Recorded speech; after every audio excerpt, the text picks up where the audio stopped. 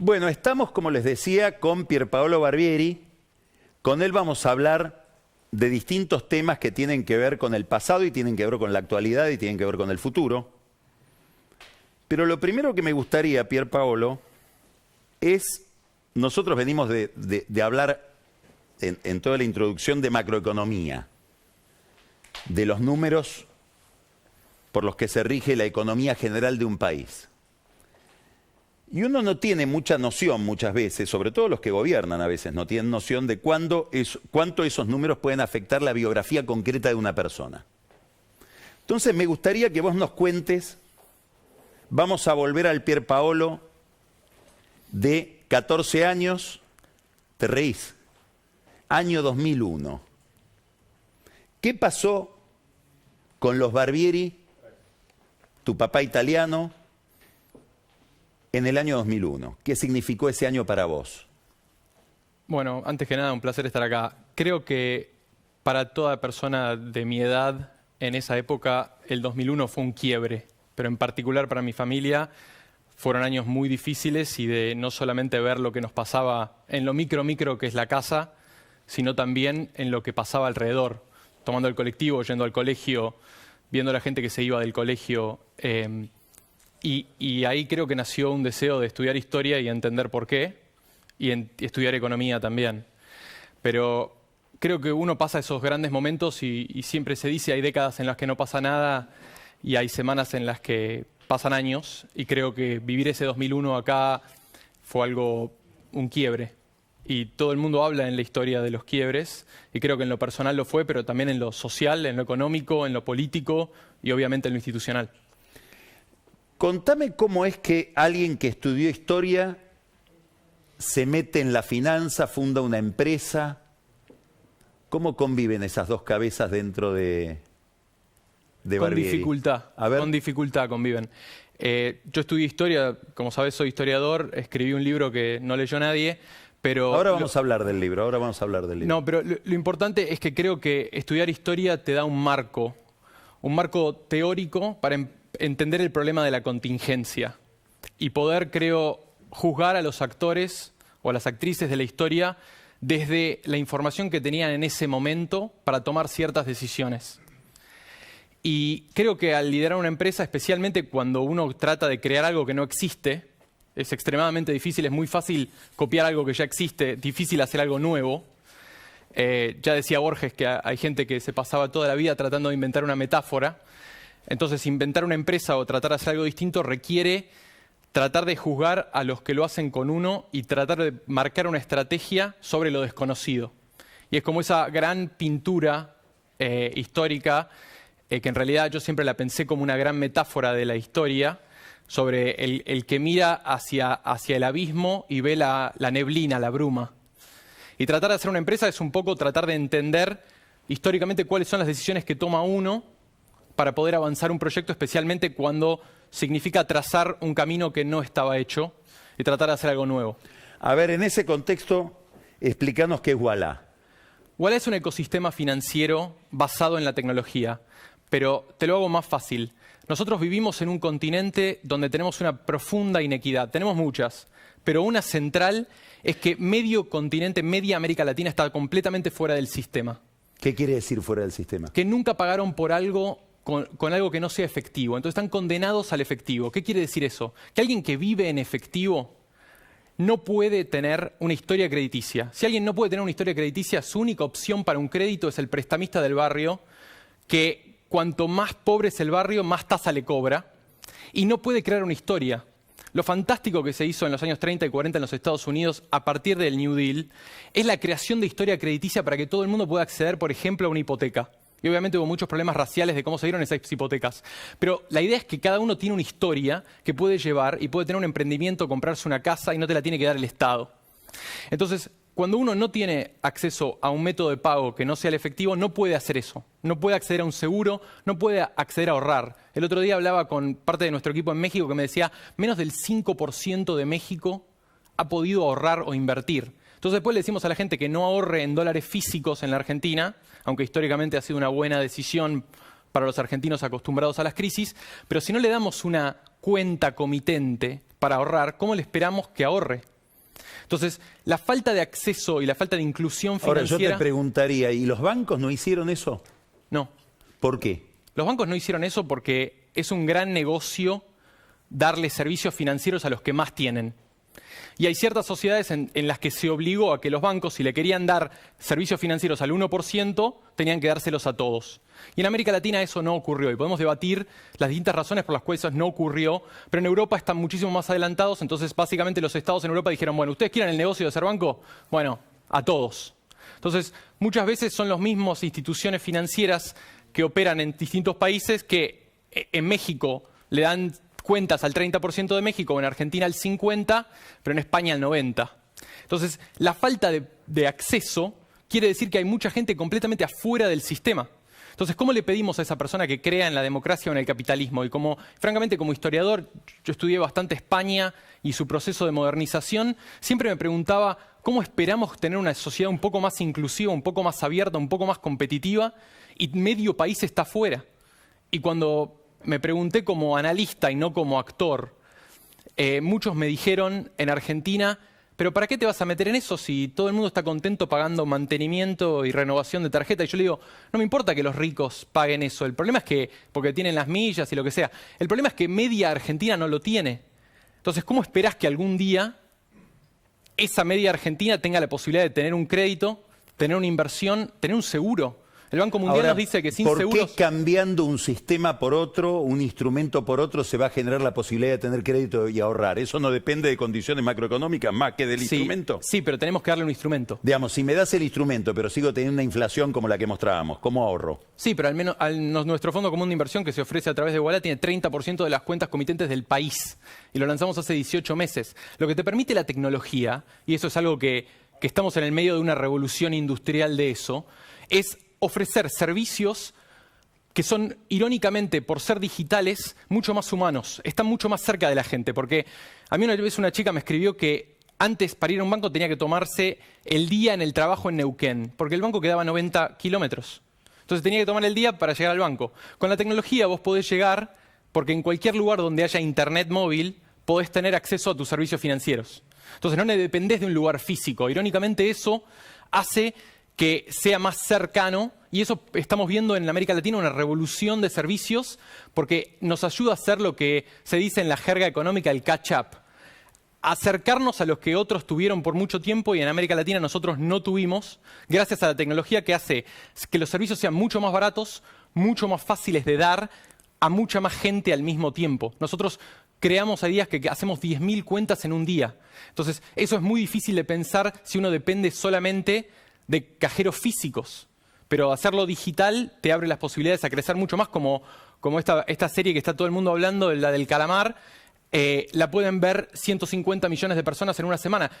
Ni Orson Welles podía soñar eso con una película hace 100 años, pero la distribución de la tecnología nos ayuda a llegar a más gente más rápido y lo clave, 90-80% más barato.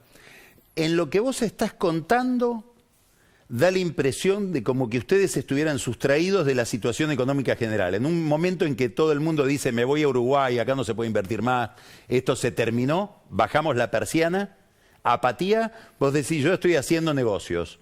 Y hay otros que hacen negocios, digamos. Uno encuentra varios emprendimientos que obtienen, por ejemplo, niveles de crédito, etcétera, de apuesta, que no condice con lo que parece ser el clima. ¿Por qué sucede eso? Bueno, creo que esa es la gran oportunidad que tiene América Latina. O sea, nosotros estamos en el medio de una revolución tecnológica donde hay mucho capital global tratando de invertir en grandes ideas que puedan cambiar las realidades. Y la verdad que hay pocos mercados como América Latina, porque nosotros tenemos 650 millones de personas con un nivel, a pesar de las últimas décadas que podemos debatir el crecimiento, socioeconómicamente relativamente alto, donde faltan un montón de servicios. Y las finanzas es solamente una parte de eso, pero nosotros en nuestra área, con la tecnología, nosotros vemos una gran necesidad, por eso vamos a contratar más de 500 personas en el próximo año y tenemos casi 4 millones de clientes en la Argentina y lanzamos hace 4 años y 3 semanas. Igual tenés que tener inversores que sepan que hacer una buena empresa de tecnología toma tiempo. Nosotros cuando empezamos yo le dije a los inversores que íbamos a perder dinero 7 años, Vamos por el año 4 y 3 semanas. Viene bien, pero seguimos perdiendo dinero, entonces no diría que estamos ganando todavía, pero sí que estamos mucho más cerca de lo que estábamos. Y la única manera de hacer una revolución con algo inclusivo es haciendo un producto que sea radicalmente más barato que el resto. Entonces, obviamente vas a tener que tomarte más tiempo para ganar. Y algo es no regulado, entonces nosotros tenemos muchísima competencia. Y creo que en ese caso es importante pensar, y yendo a algo que decías en tu monólogo, que la competencia nos mejora, nos sube la vara. Porque cuando nosotros tenemos que competir, nos hace trabajar más e innovar más. Y creo que la economía del conocimiento es algo que es una gran oportunidad para el país. Y en esa área no hay apatía, hay ¿Qué crecimiento. es economía del conocimiento? ¿Por qué no lo definís? Yo lo definiría como cualquier trabajo que dependa no de hacer cosas físicas, sino de hacer servicios digitales. Y ahí tenemos una gran oportunidad como país, porque tenemos un gran capital humano, tenemos un gran ecosistema de empresas exitosas que existieron y existen en la Argentina, como Globant, como Mercado Libre, como Tienda Nube, como OLX. Son empresas que se han creado acá y eso crea un ecosistema. Y hay muy buenas investigaciones sobre ¿Qué quiere decir un ecosistema? que la gente se entrena en empresas y después va a otras. Como por ejemplo muchos de los que trabajaban en Ford después se fueron e hicieron otras automotrices. En la economía del conocimiento, como todo lo que necesitas es una computadora básicamente y servidores, que ahora están todos en la nube, eso te permite que la gente se entrene y lleve la innovación hacia otros lugares. Entonces lo que ocurre en Silicon Valley es que tenés una buena universidad, muchas buenas empresas, la gente trabaja 3 años en Facebook, 2 en Google y después van, le dan una idea y se va. Argentina, como fuimos uno de los primeros que se movieron en esto del Internet allá por los años 90, tenemos buenas historias de empresas con mucha gente que se entrena aquí, que crea producto aquí y que creo que hoy es la tercera industria exportadora del país, pero bien podría ser la primera. Entonces, yo lo digo que es como la soja digital, es la oportunidad del siglo para nosotros. Porque si no, siempre nos pasamos hablando de cuál es el nivel apropiado de impuestos sobre las cosas físicas que exportamos.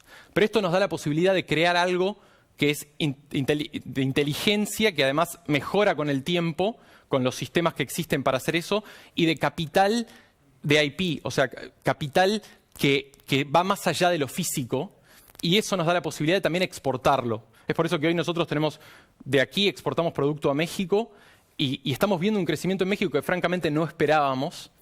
Y eso es una gran oportunidad para la Argentina. Lo mismo, mi mayor competidor, Mercado Libre, que ahora está basado en Argentina, pero tiene operaciones por México, por Brasil, ¿Por qué es etcétera. competidor Mercado Libre? ¿Por Mercado Pago? Sí, exactamente. ¿Cómo afectó la pandemia todo esto?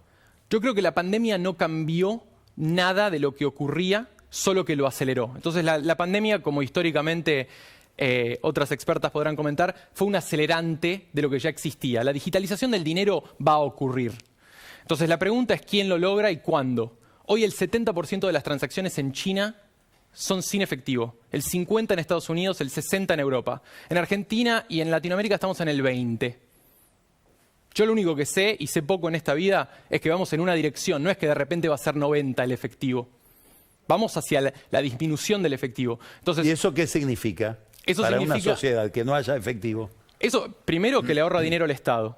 Segundo, que crea una oportunidad de crear más historia, porque si es digital, es mucho más fácil, como decíamos antes, manejar y es mucho más barato llegar a más gente con tecnología que sin tecnología. Por eso yo no entiendo cuando a veces la gente trata de oponerse a esta tecnología, porque la digitalización del dinero en este caso hace que lleguemos a más gente. Ahora te hago esta pregunta en relación con eso. Hay una historia de los últimos 45 años en la Argentina de aumento permanente de la informalidad. ¿No? La gran novedad Sí. del país del peronismo, digamos, es que todo eso se fue transformando en una economía muy degradada laboralmente en términos de informalidad.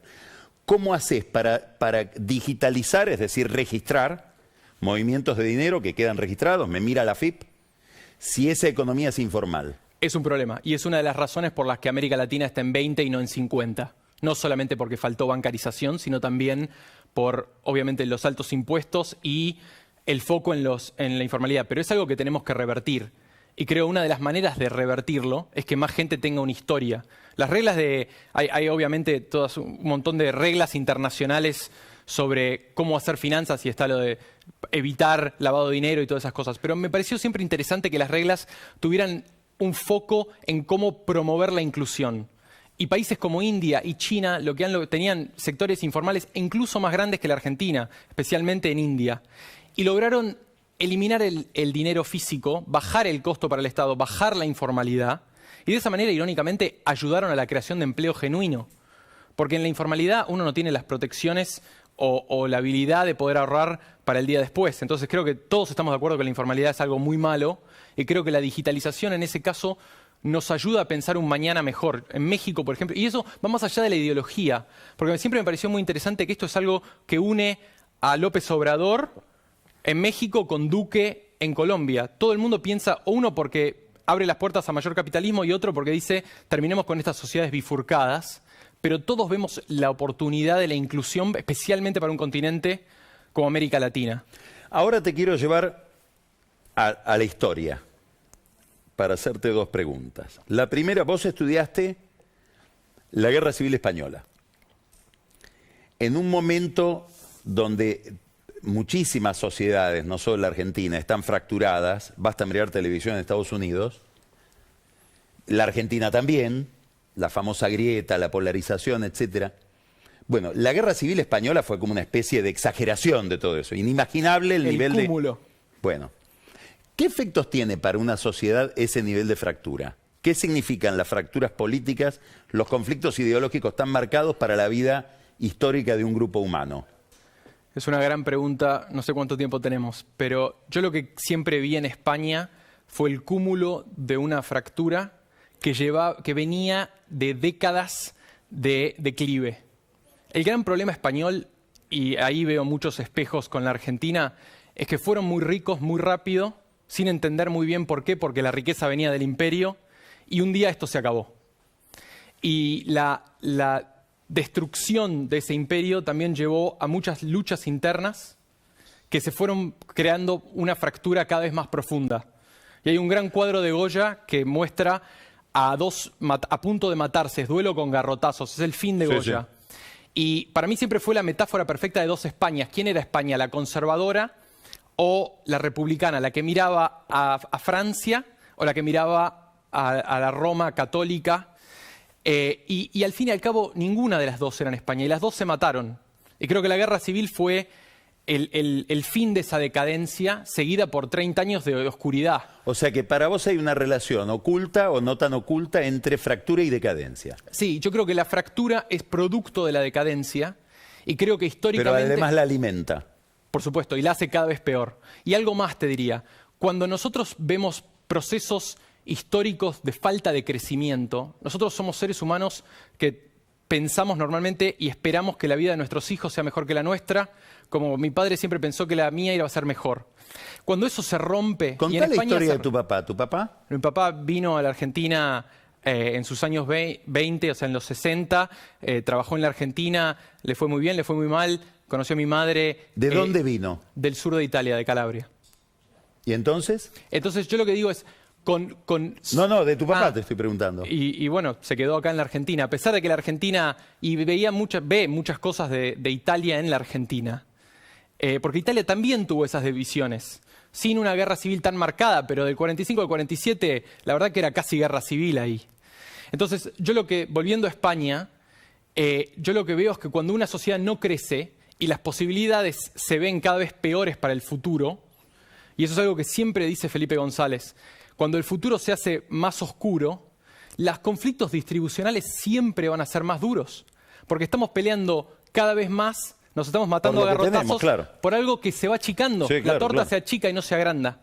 Y es por eso que los chinos son muy sabios en poner el objetivo del crecimiento primero y después todo el resto de las discusiones. En eso creo que el Partido Comunista Chino ha sido brillante desde Xiaoping en pensar primero en cuánto hay que crecer para asegurarnos que haya un futuro mejor y después vemos el resto. Ahora, América Latina hace mucho que no crece. Si comparás con África, crece menos. Bueno, esa es la fractura. Esa es la fractura. América Latina tenemos el problema de que tenemos esa fractura y creo que la única manera de salir es con realmente un acuerdo que no mire lo coyuntural, sino mire las posibilidades futuras que tenemos. Una de ellas ahora es la soja. Última pregunta. También tiene que ver con la historia. Que también te llevo a España. ¿Qué es la relación con el pasado? En España parecía haber un momento como ejemplar, que lo tomaron muchas sociedades como ejemplar, de decir, suspendemos la discusión sobre el pasado, renuncia cada uno a lo que tiene de más mezquino, etcétera, y construimos la España europea, digamos, ¿no? Felipe González, Suárez, Aznar, nos incorporamos a la modernidad. Y ahora está como en revisión todo eso, como que fue un gran error, como que fue el olvido de un conflicto que debía mantenerse. ¿Cómo pensás que eso opera de nuevo en la economía, en la vida social? Yo creo que toda sociedad tiene derecho a cuestionarse ciertas decisiones, pero habiendo estudiado lo que fue el franquismo y lo que fue la Moncloa, ese pacto donde muchos de los firmantes eran descendientes de gente fusilada y asesinada, desaparecida en autos como Calvo Sotelo, enfrente Carrillo del Partido Comunista, Felipe González, que digan lo que digan, fue un gran primer ministro español. Creo que ahí lo importante es el norte. Creo que para dirimir esos problemas tenés que tener un norte. Y lo irónico de España es que puede darse hoy el lujo de debatir estas cosas porque se llegó al norte, llegaron a Ítaca. Y esa Ítaca era Europa. Y creo que, yendo a América Latina, lo que a nosotros nos falta es un norte. Y a mí me pareció muy interesante cómo López Obrador, en la CELAC, defendió la idea, bastante del siglo XIX, de una integración latinoamericana, más profunda. La geografía es destino. Y nosotros estamos acá. Muchas veces soñamos con estar afuera, pero estamos acá. Y creo que lo que fue para España la idea de la integración europea, que era afianzar la democracia, dar derechos, que el adulterio, por ejemplo, no fuera ilegal, que el divorcio pudiera existir, cosas que en la España franquista eran impensables, y también bajar la inflación, que cuando el otro día lo leía, cuando estuvo el Pacto de la Moncloa, la inflación española era casi el 30% anual. Entonces, tener un norte ayuda a poder decir, bueno, miremos para adelante y no miremos para atrás por los conflictos, porque si no, si yo me acuerdo de que soy descendiente del que fusilaron en ese auto como Calvo Sotelo, es imposible sentarme en la mesa con Carrillo y firmar por el futuro. Y me recordaba algo que decía Felipe González, que yo tuve el honor de conocerlo en un evento del País de España, que me decía, los argentinos me preguntan desde el 84 cómo hicieron el Pacto de la Moncloa. Y yo creo que, al fin y al cabo, lo único que hay que tener es un norte. Y si el norte nos lo da la idea de una integración mayor en América Latina, no solo el Mercosur, porque el Mercosur siempre fue el comienzo de una idea y no el fin. Pero si lo propone México y lo puede seguir Brasil y Argentina y Colombia pueden pensar, especialmente en una sociedad donde la economía del conocimiento va a ser cada vez más grande, más fácil de exportar, sin tanto lío de aranceles, sin tanto lío de zona franca, creo que eso es una gran oportunidad para todos, no solo para la Argentina, pero especialmente para la Argentina, por eso estoy acá, pero también para México, para Brasil. Vamos a un mundo donde cada vez va a haber más bloques. Y entre China y Estados Unidos yo preferiría una América Latina más unida y más fuerte. Muchas gracias, Pierpaolo, muy interesante. Un placer. Mucha suerte.